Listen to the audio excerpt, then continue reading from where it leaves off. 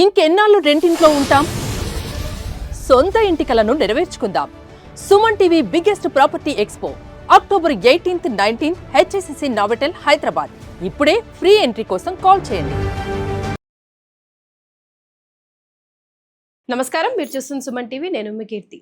నరక చతుర్దశి దివాళీ రోజున మనం చేయాల్సిన పూజలు కానివ్వండి, ఆచరించాల్సిన విధి విధానాలు కానివ్వండి, ముఖ్యంగా ఆ రోజు తినాల్సినవి, తినకూడనివి, అసలు దివాళీ ఏ రోజు, 20 21 ఇలాంటి అనేక ప్రశ్నలకి సమాధానం తెలియజేయడానికి ప్రముఖ ఆస్ట్రాలజర్ బ్రహ్మశ్రీ నందిబట్ల శ్రీహరి శర్మ గురువు గారు ఉన్నారు. నమస్తే గురుగారు. వాగర్థ వివ సంపృక్తౌ వాగర్థ ప్రతిపత్తయే జగతః పితరౌ వందే పార్వతీ పరమేశ్వరౌ.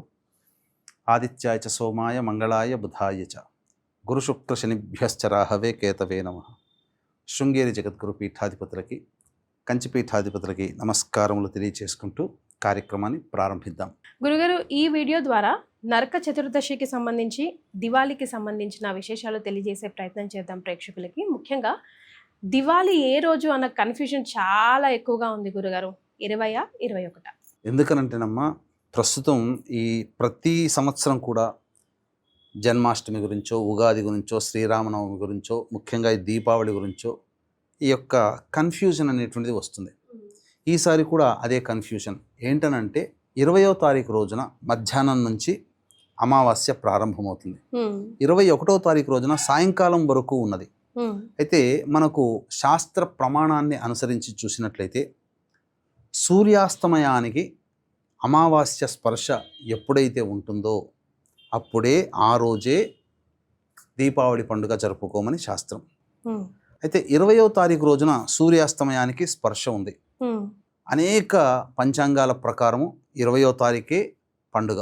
ఎక్కడో కొన్ని పంచాంగాలు ఆయనాంశాలు తేడా ఉండడం వల్ల 21వ తారీఖు రోజునే ఈ సంబంధించినటువంటి అమావాస్య కూడా సూర్యాస్తమయానికి స్పర్శ ఉంది. కాబట్టి పూర్వదినము, పరదినము ఇలా రెండు, అంటే శాస్త్రంలో ఏం చెప్పబడి ఉందంటే, ఒకే తిథి అనగా అమావాస్య తిథి దీపావళి సంబంధించి సూర్యాస్తమయానికి 2 రోజుల పాటు కనుక ఉంటే పరదినము తీసుకోమని ఉంది. పరదినము అంటే 2వ రోజు ఉండేటువంటి అమావాస్య, మొదటి రోజు కాదు.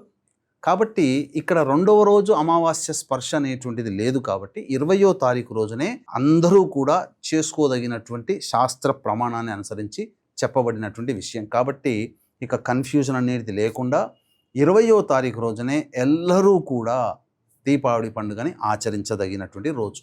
ఎస్. సో ఫస్ట్ ఈ క్వశ్చన్కి ఆన్సర్ వచ్చేసింది. ఇక నరక చతుర్దశి రోజు మనం చేయాల్సిన పనులు, ఆచరించాల్సిన విధి విధానం గురించి ఒకసారి గుర్తు చేయండి గురుగారు. నరక చతుర్దశి అంటే మనకు సాధారణంగా శ్రీకృష్ణుడు సత్యభామలు కలిసి నరకాసుని సంహరించినటువంటి సందర్భంగా చెప్పబడినటువంటిది.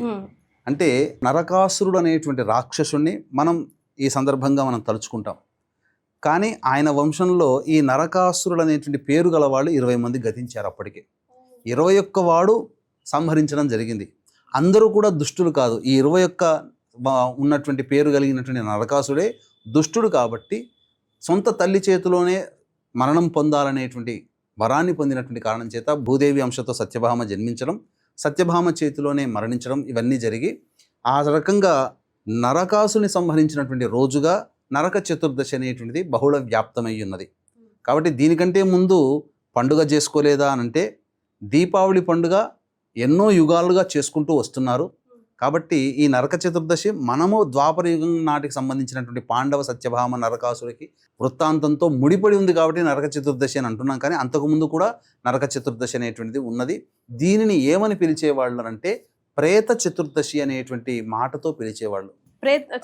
ఎందుకనంటే భాద్రపద మాసం పౌర్ణమి వెళ్ళిన తర్వాత ఈ 15 రోజుల పాటు పితృపక్షాలు, పెత్తరామాస్య, పెద్దవాళ్ల తిథులు, మహాలయ పక్షాలు అని చెప్పి అంటుంటారు కదా.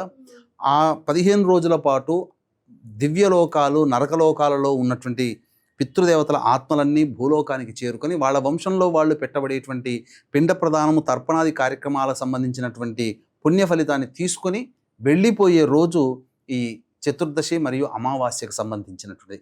అందుకనే కేవలం పితృదేవత ఆరాధన ప్రధానంగా ఉద్దేశింపబడినటువంటి పండుగ ఈ దీపావళి పండుగ మనకు అనాదిగా వస్తున్నది. ఈ రోజున మనం ఆనందంగా జరుపుకునే పండుగగా అయింది. పూర్వకాలంలో దీన్ని ప్రేత చతుర్దశి అనేవాళ్ళు.